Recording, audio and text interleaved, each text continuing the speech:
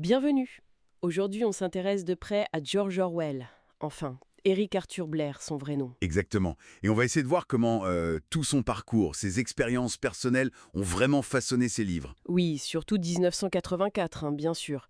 On s'appuie sur une analyse vidéo assez poussée qui retrace tout ça. L'idée, c'est de comprendre l'homme derrière les écrits et pourquoi ça nous parle toujours autant aujourd'hui. C'est ça. Et la question de fond, elle est quand même fascinante. Comment ce type, né dans un milieu, disons, privilégié, qui a été flic colonial, Oui, en Birmanie. comment il devient cette voix majeure contre le totalitarisme, un symbole de la liberté de penser? Justement, c'est ça qui est captivant chez Orwell. Son éducation, c'est Eton, le top de l'élite après naissance aux Indes britanniques, mais très vite, il sent un décalage. Un malaise. Oui, un malaise social. Et l'expérience en Birmanie, ça va être déterminant. Il voit la brutalité du système colonial, les abus de pouvoir, ça le dégoûte profondément. Au point de Au démissionner, point de démissionner, oui. Une vraie rupture. Et après ça, il fait un choix radical. l'immersion dans la pauvreté, c'est Non, ça. À Paris, à Londres, exactement. Ce qui va donner, dans la dèche, à Paris et à Londres. et c'est là aussi qu'il prend son nom de plume, George Orwell. Et son engagement politique s'affirme plutôt à gauche, Oui, anti-impérialiste. oui, très clairement. Avec une vraie empathie pour les classes populaires. Mais il y a toujours cette dualité, hein. Son éducation bourgeoise d'un côté, ses sympathies prolétaires de l'autre. Une tension interne. Tout à fait.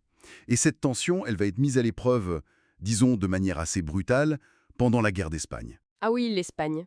Il part se battre... Il s'engage avec les Républicains, oui. Mais attention, dans les rangs du POM. C'est une milice marxiste, mais qui est critique vis-à-vis de Staline et de Moscou. Et ça va avoir des conséquences. Il est blessé d'ailleurs, grièvement, je crois. Oui, une balle dans la gorge. Mais le pire, c'est pas ça. C'est la trahison politique qu'il va vivre. La trahison, c'est-à-dire... Il assiste et échappe de peu aux purges organisées par les communistes pro-staliniens contre le POM et d'autres groupes. Une vraie guerre civile dans la guerre civile. Terrible. Ça le marque à vie. Il comprend de l'intérieur la nature totalitaire du régime stalinien. Il raconte tout ça dans Hommage à la Catalogne. C'est une immense désillusion. Et on sent que cette désillusion, elle va infuser ses grandes œuvres. La ferme des animaux, par exemple, juste après la guerre. Oui, publié en 1945. C'est une allégorie brillante et cruelle de la révolution russe, qui dévore ses enfants. Avec les cochons qui prennent le pouvoir. C'est ça. Napoléon, qui représente Staline, évince Boule de Neige, qui est Trotsky, et instaure une nouvelle tyrannie, pire encore que l'ancienne. La révolution trahie, quoi. Et ensuite, le chef-d'œuvre glaçant, 1984. Écrit en 49, en pleine naissance de la guerre froide. Voilà. Il imagine Océania, Big Brother qui surveille tout via les télécrans, la police de la pensée et ce fameux ministère de la vérité. Qui réécrit l'histoire en permanence. Oui. Mais l'outil le plus pervers, c'est peut-être la novlangue, le Newspeak. Ah oui, la langue contrôlée. L'idée géniale d'Orwell, c'est de montrer comment, en appauvrissant la langue, en supprimant des mots, en créant des concepts comme la double pensée. Accepter deux idées contraires en même temps, comme la guerre, c'est la paix. Exactement. Eh bien, le régime rend la pensée critique, la révolte, tout simplement impossible à formuler. Le langage devient une prison mentale. C'est vertigineux.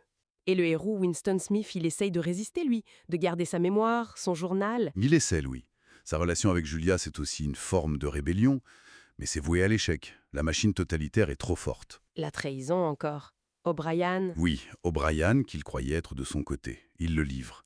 Et Winston finit dans la terrible chambre 101, Et la pièce où on affronte sa plus grande peur. pour le briser complètement. Le but, c'est de lui faire accepter n'importe quoi, même que 2 plus 2 égale 5, si le parti le décrète. Anéantir l'individu. Et ça marche. À la fin, oui. Il renie Julia, il aime Big Brother. C'est la soumission totale. L'avertissement d'Orwell est là. Attention à la manipulation, à la perte de la vérité, de l'esprit critique. Mais ce n'est pas juste une critique du stalinisme ou du nazisme de son temps. L'avertissement va plus loin. Ah oui, bien sûr. Le fait que ça se passe à Londres n'est pas anodin. Il nous dit « Méfiez-vous, même les démocraties peuvent dériver. Vers quoi ? La surveillance, la manipulation de l'info. Oui, la tentation de contrôler l'information au nom d'un prétendu bien, de restreindre les libertés. Il rappelle qu'il faut toujours distinguer une démocratie, même imparfaite, d'une dictature. Parce que le but du système de 1984, ce n'est pas le bonheur des gens. C'est le pouvoir pour le pouvoir. Exactement.